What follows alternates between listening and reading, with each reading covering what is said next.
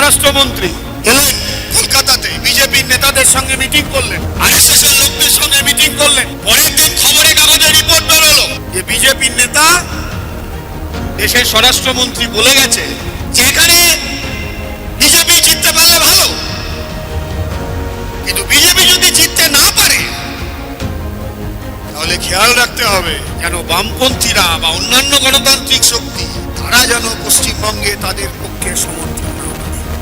পশ্চিমবাংলায় তৃণমূল কংগ্রেসের জন্য বিজেপি আরএসএস 26 সালের নির্বাচনের দান ছেড়ে দিয়েছে।